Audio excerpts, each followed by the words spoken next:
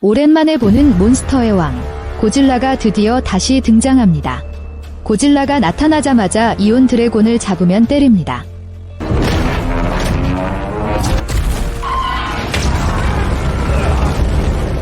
이야기는 다음 에피소드로 이어지는데, 많은 사람들이 지하세계로 떨어진 후 케이트는 뜻밖의 이곳에서 50년 넘게 죽은 것으로 판명된 미우라 에코 할머니를 보았습니다. 이상하게도 해자의 모습은 예전과 조금도 달라지지 않았습니다. 하지만 해자는 눈앞의 여자가 자신의 손녀라는 사실을 몰랐습니다. 괴수들은 모두 자신의 영지의식을 가지고 있기 때문에 아까의 괴물이 다시 돌아오는 것을 막기 위해 해자는 케이트를 데리고 재빨리 이 구역을 떠납니다. 하지만 걸으면서 해자는 케이트를 제왕이 조직한 구조대원으로 인식합니다. 해자의 기억은 50여 년 전 이 지심의 세계로 떨어졌던 그 순간에 머물러 있습니다. 케이트는 해자 할머니를 보고 자신을 구조대원으로 생각하자 설명을 하려고 합니다. 바로 그때 멀지 않은 곳에서 외치는 소리가 두 사람의 말을 끊었습니다. 알고 보니 샤오메이가 찾아왔고 겁탈 후 남은 생의 두 사람이 다가가 서로를 껴안았습니다. 그와 동시에 슈어의 목소리도 멀지 않은 곳에서 울렸습니다. 그는 해자를 조용히 불렀지만 해자는 그가 누구인지 알아채지 못했습니다. 마지못해 슈어는 자신의 이름을 말하고 해자가 지금 몇 년도냐고 반문합니다. 해자는 1959년 세상에 떨어진 지 57일 만이라고 말했습니다. 하지만 슈어는 해자에게 2015년 타임라인에서 왔고 현재 57일이 지난 것이 아니라 거의 57년이라고 말했습니다. 자신이 감히 모습을 드러내지 못하는 것도 해자가 그의 늙어 보이는 모습을 잠시 받아들이지 못할까 봐 두려워서입니다. 여기까지 들은 케이코도 뭔가를 깨달았습니다. 해자가 잠시 납득이 가지 않자 슈어는 밖으로 나와 옛 친구를 진실된 얼굴로 만났습니다. 한때 절친 친구였던 해자는 슈어의 얼굴을 보는 순간 참지 못하고 눈물을 흘립니다.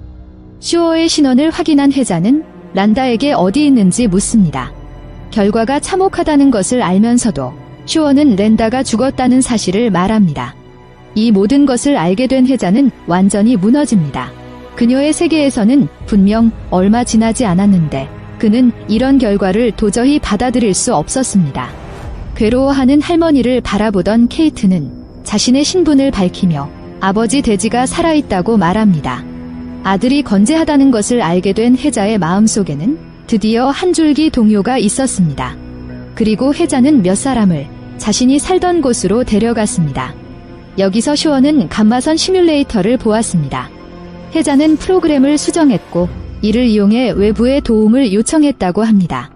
시뮬레이터를 보며 슈어는 그들이 나갈 수 있는 방법이 생겼다고 생각했고 해자도 케이트에게 아들 데지의 사정을 알아봤습니다.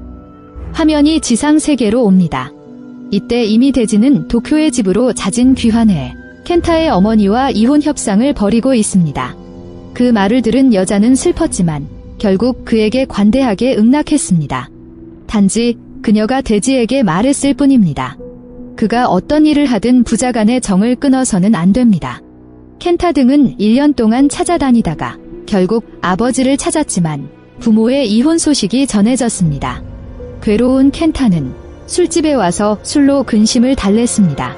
바로 그때 제왕의 조직에 있던 잭이 갑자기 찾아왔습니다. 그는 한 무더기의 자료를 가지고 켄타에게 말했습니다. 제왕 조직은 감마선 폭풍에서 규칙적인 신호를 발견했습니다. 잭은 누군가가 땅바닥에 갈라진 틈에서 도움을 요청하는 메시지를 보내고 있으며 가장 큰 확률은 슈어와 케이트 몇 명이라고 생각합니다. 그러나 오늘날의 제왕 조직은 괴수의 일거수일투족에만 관심이 있고 자원을 분산시켜 샤워를 구하려 하지 않습니다.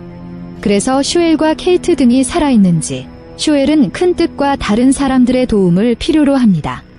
화면은 다시 지하세계로 돌아갑니다. 오랜만에 만난 것인지 슈어는 해자에게 윌리엄 랜더의 죽음을 포함해 세상이 어떻게 변했는지 모든 것을 이야기합니다. 해자도 자신의 견해를 말했습니다. 해자는 이곳이 괴물들이 실제로 사는 곳이 아니라 지구 중심 세계와 지상 세계의 중간쯤 되는 마치 하나의 분리대처럼 두 세계를 가르는 곳이라고 생각했습니다. 몇 사람은 이렇게 이야기를 나누며 감마선 시뮬레이터를 당초 군이 실험했던 곳인 1962년 슈어가 처음 진입한 자리로 옮겼습니다. 한때의 우주선이 멀쩡했던 것을 보면서 슈어는 이곳을 떠날 자신이 2배로 늘었습니다. 시공간 왜곡 효과에 따르면 외부로부터 50여 년이 지나도 이곳은 불과 몇 주일밖에 지나지 않습니다. 슈어의 추측처럼 조종석은 여전히 작동할 수 있습니다. 다음으로 감마선 시뮬레이터를 조종석과 연결해서 시뮬레이터를 활성화시킨 후 바깥에 있는 몬스터 한 마리를 마음대로 유인하기만 하면 됩니다. 슈어의 경험상 몬스터가 나타나면 반드시 지상 세계의 입구가 열릴 것입니다. 그러면 사람들은 균열을 통해 무사히 이곳을 떠날 수 있을 것입니다. 계획은 좋았으나 실행해보니 그리 순조롭지 않았습니다. 감마선 시뮬레이터가 활성화되는 순간 이 지역에 거주하던 이온 드래곤이 갑자기 방사능을 감지했기 때문입니다. 아이오노사우루스가 훌쩍 날아오는 것이 보였습니다. 위험이 점점 가까워지는 것을 보고 갑자기 기기가 감지하여 방사선 폭풍에 거대한 물체가 나타났습니다. 안에 있던 생물이 밖으로 나오기도 전에 이온 드래곤은 강한 바람을 안고 순식간에 시뮬레이터의 연결선을 뚫었습니다.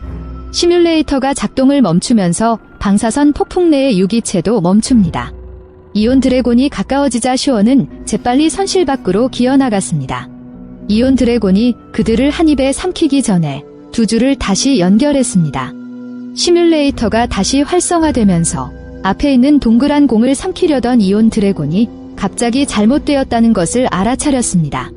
광선 폭풍 속에서 고함 소리가 한바탕 들려왔습니다. 곧이어 괴수의 왕 고질라가 걸어 나옵니다. 고질라가 시뮬레이터를 향해 다가갔을 때입니다. 영지의 침입을 느낀 이온 드래곤은 갑자기 공격해 갔습니다. 2마리의 몬스터가 순식간에 서로 싸웠습니다.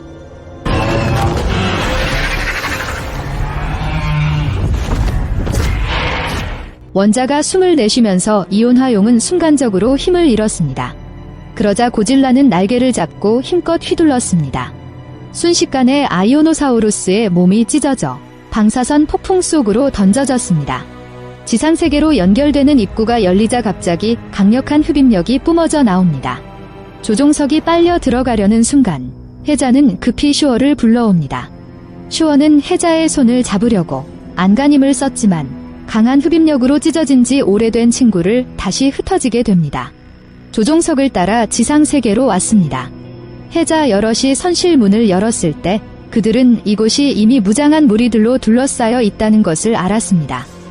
해자 등이 무슨 일인지 모를 때 갑자기 케이트의 아버지가 다가옵니다. 알고 보니 켄타와 잭은 데이터를 가지고 대지를 찾았고 다시 자원 제공 회사를 찾아 케이트 등을 찾았습니다.